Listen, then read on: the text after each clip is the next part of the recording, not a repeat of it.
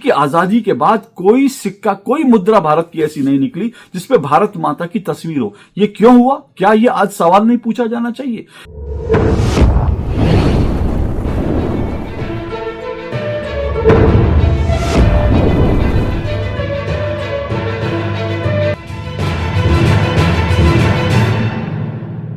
नमस्कार। विजयदशमी की आपको ढेर सारी शुभकामनाएं। इससे पहले कि मैं आज के वीडियो के मुख्य मुद्दे पर आऊं, आपसे एक सवाल पूछना चाहता हूं। आज विजयदशमी है और इस अवसर पर यह सवाल बहुत मौजू है। सवाल सीधा सा है कि क्या आपने आज विजयदशमी के अवसर पर शस्त्र पूजा की?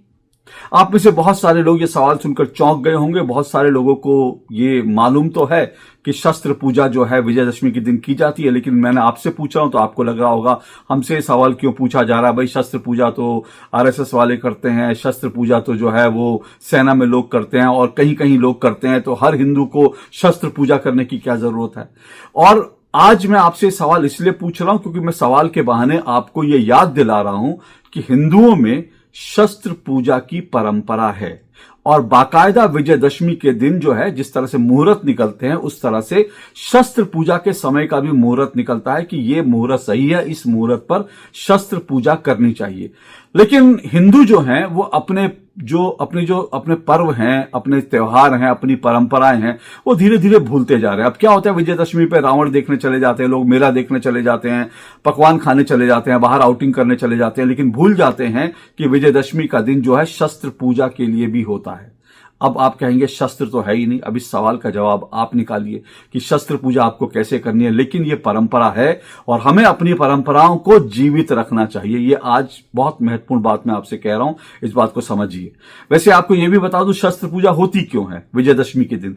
दरअसल जब राम और रावण का युद्ध हुआ था तो प्रभु श्री राम ने जब रावण के ऊपर से युद्ध के लिए अंतिम दिन जा रहे थे और जिस दिन रावण का अंत हुआ उस दिन बाकायदा भगवान श्री राम ने अपने शस्त्रों की पूजा की और शस्त्रों की पूजा करने के बाद वो रावण से युद्ध के मैदान में उतरे और उन्होंने रावण रूपी जो अधर्म था उसका नाश कर दिया। और उसी दिन से ये माना जाता है कि भाई उस दिन जो है विजयदशमी के दिन हमको अपने शस्त्रों की पूजा करना चाहिए, क्योंकि हम उन शस्त्रों से ही अधर्म का नाश करेंगे। अब आप तय कर दीजिए आपके लिए अधर्म कौन है, आपके लिए शस्त्र कौन है, ये सब आप तय कीजिए। लेकिन कम से कम अपनी परंपराएं ना भूलें। मैं भी उनमें से हूं जो अपनी परंपराओं को भूल चुका हूं, लेकिन आपको याद दिला रहा हूं हम सबको अपनी परंपराओं को याद रखना चाहिए, उनका पालन करना चाहिए।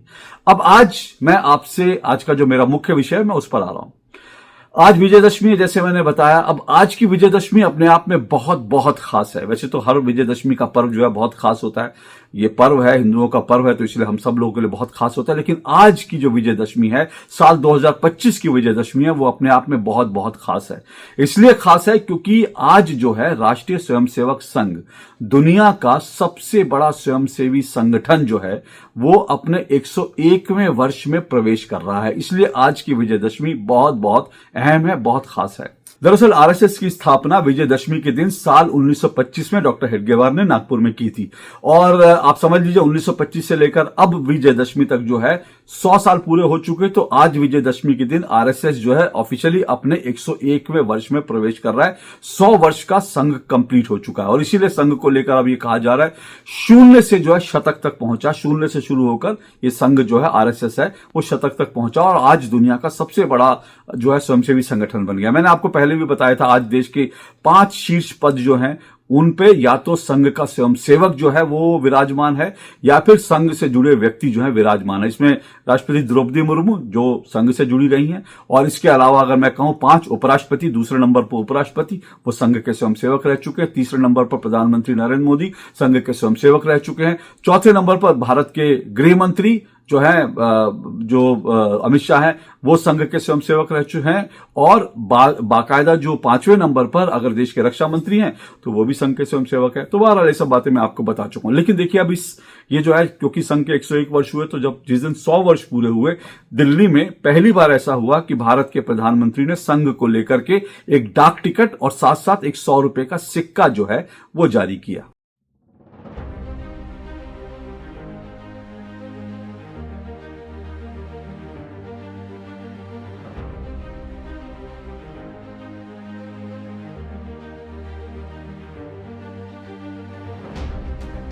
अब इस अवसर पर जब ये डाक टिकट और सिक्का जारी किया तो प्रधानमंत्री नरेंद्र मोदी ने संघ को लेकर जो है संघ की एक बार फिर तारीफ की। ऐसा वो 15 अगस्त को जो है लाल किले से भी कर चुके हैं। संघ के शताब्दी वर्ष में उन्होंने तारीफ की थी और एक बार फिर उन्होंने जो है संघ की तारीफ करी और उन्होंने कहा संघ की शाखा जो है ना, शाखा का जो मैदान होता है वो दरअसल प्रेरणा स्थली होता है। यहां पर जो है अहम से वयम बनते हैं, यानी एक से जो है हम एक होते हैं। एक व्यक्ति जो है वो अपना अहम भूलकर और खुद को भूलकर वो समाहित हो जाता है समाज के लिए और हम बनते हैं। इससे शक्ति बनती है, इससे ताकत बनती है और आरएसएस जो है समाज को, देश को जोड़ने का ही ये काम कर रहा है। लेकिन देखिए ना, दुर्भाग्य की बात है, संघ की जिस दिन स्थापना हुई उस दिन जो है जब संघ को लेकर ये डाक टिकट जारी हुई और जब 100 रुपए का सिक्का जारी हुआ तो कांग्रेस की तरफ से एक बार फिर संघ के ऊपर आरोपों की बौछार कर दी गई। लंबा लंबा लेख लिखा गया, वीडियो बनाकर कि संघ ने ये नहीं, संघ ने वो नहीं किया, संघ जो है ये करता है वो करता है।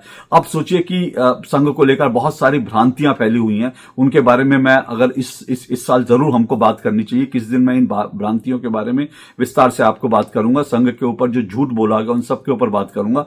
लेकिन आज मैं क्या कह रहा हूं उसको बड़े ध्यान से सुनिए। बात यह है कि जो सिक्का जारी किया गया ना, जो संघ का जो डाक टिकट जारी की, डाक टिकट पर जो है वो बाकायदा 1963 में जब संघ के कार्यकर्ता, संघ के स्वयंसेवक जो हैं वो 26 जनवरी की परेड में शामिल हुए थे, ये उस वक्त का है। और ये जो है पहला मौका था जब आरएसएस के जो स्वयंसेवक हैं वो अपने संघ की वेशभूषा पहनकर बाकायदा लाल किले, माफ कीजिएगा, राजपथ पर, जिसको अब कर्तव्य पथ कहा जाता है, वहां पर उन्होंने अपना मार्च पास्ट निकाला। और ऐसा इसलिए हुआ क्योंकि 1962 में जब भारत और चीन का युद्ध था तब संघ ने एक बहुत महत्वपूर्ण भूमिका निभाई थी। जो घरेलू मोर्चे पर, सीमाओं पर तो सेना लड़ रही थी, लेकिन जो भारत के अंदर, और यह सिर्फ 1962 के युद्ध नहीं बल्कि भारत के जो जितने युद्ध हों उन सब युद्ध में, 3 युद्ध तो उसके बाद 62-65, उसके बाद 71, उसके बाद कारगिल और उसके बाद जो है ऑपरेशन सिंदूर, ऐसे जितने भी युद्ध हुए हैं या ऐसी सिचुएशन आई उसमें संघ ने हमेशा जो है बहुत बढ़ चढ़कर काम किया। ये आप जानते हैं। तो इसीलिए जो है संघ की इन चीजों को सराहने के लिए पंडित नेहरू ने, जो शुरू में संघ के बहुत विरोधी थे, संघ को क्रश करना चाहते थे, उन्होंने बाकायदा 26 जनवरी पर संघ को निमंत्रण भेजा कि आप भी आइए और संघ के लोग जो है परेड निकली। तो एक तो 1963 में जो परेड निकली थी एक डाक टिकट पे वो था, और दूसरा जो क्या था, जो सिक्का था, सिक्के के ऊपर जो है एक तरफ भारत का जो अशोक चिन्ह है वो था और उसके बाद दूसरी तरफ जो है 100 रुपए लिखे थे और दूसरी तरफ है भारत माता का चित्र और संघ के स्वयंसेवक जो अपनी शाखा में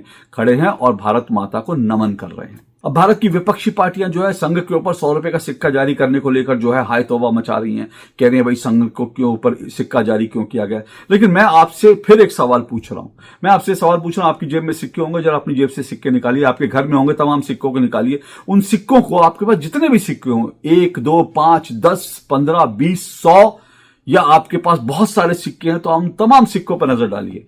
क्या आपके पास ऐसा कोई भी सिक्का है जिस सिक्के पर भारत माता की तस्वीर है?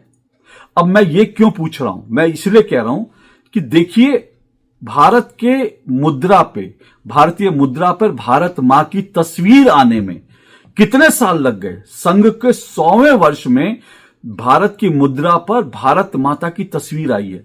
अब ये जो है, मुझे इसलिए मैंने आज का शीर्षक दिया कि ये काम भी नरेंद्र मोदी और संघ के जिम्मे था कि भारतीय मुद्रा पर, भारत के सिक्कों पर, भारत के नोटों पर जो है वो जो है भारत माता की तस्वीर हो। नोटों पर तो अभी नहीं है, लेकिन कम से कम सिक्के में तो आई भारत माता की तस्वीर। इससे पहले वो सोचिए कि आजादी के बाद कोई सिक्का, कोई मुद्रा भारत की ऐसी नहीं निकली जिसपे भारत माता की तस्वीर हो। ये क्यों हुआ? क्या ये आज सवाल नहीं पूछा जाना चाहिए कि वाह, आप सोचिए कि वंदे मातरम आजादी से पहले जो है, जब हमारे स्वतंत्रता सेनानी जो है भारत को आजाद कराने के लिए संघर्ष कर रहे थे, तो वो वंदे मातरम बोलते थे। वंदे मातरम यानी भारत मां की वंदना, वंदे मातरम मतलब भारत मां की वंदना, और इसके अलावा भारत माता की जय कहते थे। ये 2 चीज कहती थे। तो भारत माता कौन है? भारत माता हमको पता ही नहीं भारत माता कौन है, क्योंकि आजादी के बाद हम भारत माता को भूल गए। इसलिए आज देश का जो है दुर्भाग्य ये हो रहा है कि इसलिए भारत जो है लगातार कमजोर होता गया। अब 2014 के बाद जो है ये सिचुएशन बदली, लेकिन भारत जो है, क्योंकि हम भारत माता का कॉन्सेप्ट ही भूल गए।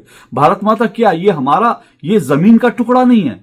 ये भारत जो है हमारे लिए मां समान है। हमारी धरती हमारे लिए मां समान है। इसकी हिफाजत करनी है, इसकी सुरक्षा करनी है, इसको नमन करना है, इसको बेहतर बनाने के लिए काम करना है। इस मां की सेवा हमें करनी है। लेकिन भारत माता का कॉन्सेप्ट ही आजादी के बाद खत्म कर दिया गया, इसलिए आजादी के बाद के जो सिक्के आए उन सिक्कों पर भारत माता की तस्वीर कभी नहीं आई। ये सवाल आज पूछा जाना चाहिए कि क्यों ये काम करने के लिए भी नरेंद्र मोदी को और उसके बाद जो है आरएसएस के 100 साल पर जो है नरेंद्र मोदी और संघ को यह काम करना पड़ा कि सिक्कों पर जो है भारत माता की तस्वीर हो। अब आप सोचिए कि आप आजादी के बाद से तमाम सिक्के उठाकर देखिए, उन पर किन किन की तस्वीर, उस पर क्या क्या नहीं लगा। आप सोचिए कि जवाहरलाल नेहरू जो है भारत के प्रधानमंत्री है, उनका सिक्का आ गया। उसके बाद जो है इंदिरा गांधी जब भारत की प्रधानमंत्री बनी, इंदिरा गांधी की तस्वीर वाला सिक्का आ गया। राजीव गांधी प्रधानमंत्री बने, राजीव गांधी की तस्वीर वाला सिक्का आ गया। मतलब हमने पता नहीं क्या क्या सिक्के निकाल रखे हैं, हमने दुनिया भर के सिक्के निकाल रखे हैं। और जब अभी करुणानिधि का जन्मदिन उनके 100 साल हुए थे, करुणानिधि पर सिक्का आ गया। तो हमने हर तरह के सिक्के निकाले, लेकिन आज तक जो है भारत के आजाद भारत के इतिहास में पहली बार ऐसा हुआ कि भारत की मुद्रा पर भारत माता की तस्वीर आई। और ये इतना अच्छा कदम है, इसकी सराहना करनी चाहिए, इसको जो है सैल्यूट करना चाहिए। इस फैसले को संघ को लेकर और संघ के कॉन्सेप्ट को भी समझना चाहिए कि संघ जो है भारत माता की पूजा करने के लिए ही वो कहता है, संघ की प्रार्थना भी ये कहती है, नमस्ते सदा वत्सले मातृभूमि, यानी सदा जो है ये जो मातृभूमि है उसकी हम नमस्ते करते हैं, नमन करते हैं, इसकी पूजा करते हैं। तो इसलिए जो है ये बहुत ही जिसने भी डिजाइन किया बहुत सटीक डिजाइन किया कि संघ के स्वयंसेवक और भारत माता। और कम से कम इस बहाने मैं फिर से कह रहा हूं कि आजादी के बाद पहली बार कम से कम ऐसा तो हुआ भारतीय मुद्रा पर भारत माता आई, वरना हमने भारत की मुद्रा पर तमाम तरह की तस्वीरें देखी, विदेशियों को भी देख लिया, लेकिन अपनी भारत माता को नहीं देखा। अब ये जो भारत माता की तस्वीर आई है, मुझे लगता है इसको कंटिन्यू हमको करना चाहिए। हमें अपने जो नोट हैं, हमारे नोटों के चलन में भी भारत की मुद्रा आनी चाहिए। लेकिन अब इसमें सवाल है कि बहुत सारे लोग ऐसे हैं जो भारत माता का कॉन्सेप्ट ही नहीं मानते, जो कहते हैं कि भारत माता, जो वंदे मातरम नहीं बोलते, जिनको वंदे मातरम से तकलीफ होती है। अब कौन लोग है इसका फैसला आप कीजिए, लेकिन बहुत सारे लोग हैं जिनको वंदे मातरम से तकलीफ होती है कि भाई हमारे लिए तो भारत माता कोई है ही नहीं। राहुल गांधी और ने भी कहा था कि भारत माता कौन है, भारत माता जो है इस तरह के उन्होंने भारत माता को लेकर संसद में एक बयान दिया था जिसको संसद की कार्रवाई से निकालना पड़ा। और भारत माता का कॉन्सेप्ट जो है इस देश में बहुत सारे लोग नहीं मानते, उनको शायद तकलीफ हो सकती है, लेकिन उनकी अगर तकलीफ है तो उसके लिए हम अपनी भारत माता को नमन करना भूलेंगे नहीं।